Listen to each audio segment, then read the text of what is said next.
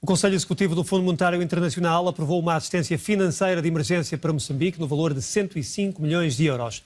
Tem como objetivo solucionar o elevado déficit orçamental e de financiamento externo decorrente da reconstrução pós-ciclone Idai. O plano do FMI inclui a realocação das despesas de menor prioridade para a assistência de emergência aos mais pobres e para a reconstrução.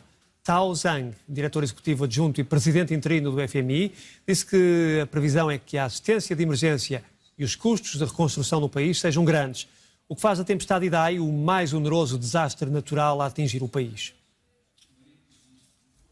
O Presidente da República português diz que Moçambique é a segunda pátria. Num fórum com o Presidente moçambicano, Marcelo Rebelo de Sousa considerou que há um novo ciclo político e económico em Moçambique com a liderança de Filipe Nyusi. Bem-vindos a esta conversa entre presidentes. Entre os dois presidentes há pouca distância. O meu amigo viveu onde eu vivo, conhece melhor, por isso que prefere, depois de Portugal, só pode ser Moçambique. A minha segunda pátria. Eu não sei se não, não devia dizer isso como chefe de Estado, mas é. Não sei se não é a primeira, né? Não sei se não é a primeira.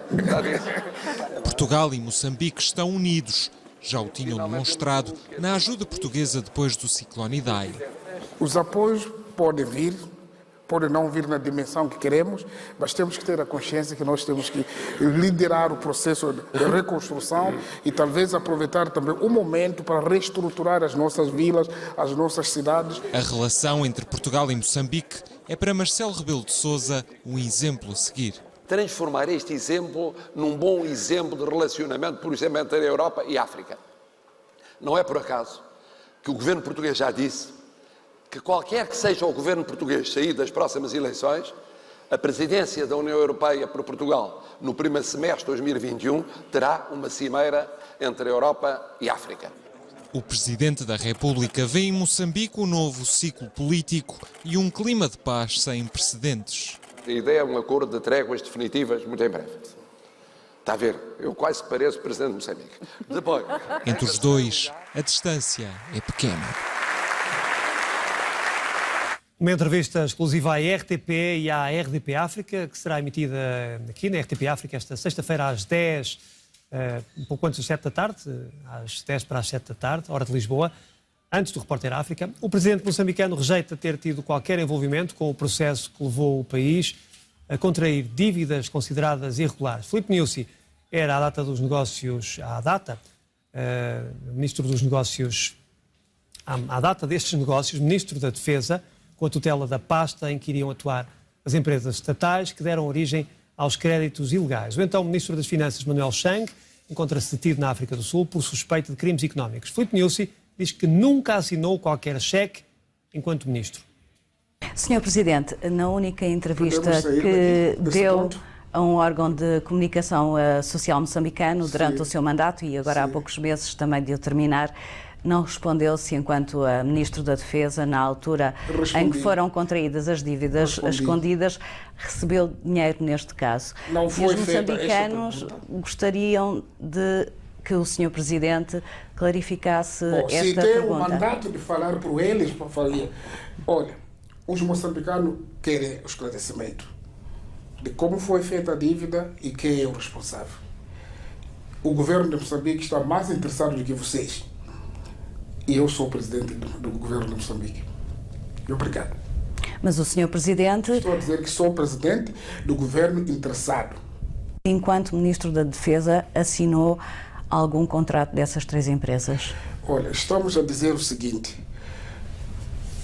As empresas, quando são criadas em Moçambique, são privadas. Neste caso, pode entrar com o Estado, etc., mas privada tem uma gestão autônoma. Tá bom?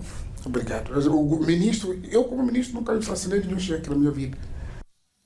Questionado sobre a razão por que o Estado moçambicano ainda não conseguiu parar a onda de violência em Cabo Delgado, o presidente moçambicano diz que se vive com normalidade naquela província no norte do país, apesar das mortes. Filipe Nyusi diz que ninguém está interessado que as pessoas continuem a ser assassinadas. Funciona a vida normal política, funciona a vida social, funciona a legislação, etc. E também gostaria que fizesse a segunda pergunta, a terceira ou a quarta, de coisas boas de Moçambique. no inferno o país para tornar o país instável. Esses que estão a atuar lá não é o nosso desejo, nem é o desejo dos moçambicanos morrerem. Da maneira como coloca, parece que há uma força que não está interessada que os moçambicanos vivam. Se puder vir nos ajudar para não morrer pessoas com a sua televisão, venha. Quando é que se começa a dizer que é terroristas? Bom, não sei a proposta que está a fazer, vamos ver, depois vamos pegar e definir o que é terrorista, o que é malfeitor, o que é insurgente, depois vamos avaliar, depois chegamos ao nome real. Para os moçambicanos, o que está em causa não é o nome, é quem é que está a matar pessoas, é isso que nos preocupa. Filipe Nyusi não aceita que Moçambique seja um país autoritário, como é classificado por um estudo da revista The Economist. O presidente moçambicano diz que é preciso conhecer os objetivos de quem promove esse tipo de análises sobre as nações. Moçambique, no índice de democracia elaborado pelo The Economist, passou de regime híbrido para regime autoritário. Uma das razões foram as eleições autárquicas do ano passado. Que garantias é que existem em relação às eleições deste ano? Os estudos são feitos em função à amostra que a pessoa colhe a informação. Então depende de que amostra foi. Ou então algumas pessoas consideram a democracia quando ganham aquele que eles gostariam. Agora não sei qual era a preferência deles para que ganhasse, para se considerar que o país é mais democrático. Depende de quem faz a avaliação e o que quer atingir. Por isso eu teria grande dificuldade de saber em que ângulo que está a ser feita essa pergunta, etc. As intimidações nós não sentimos.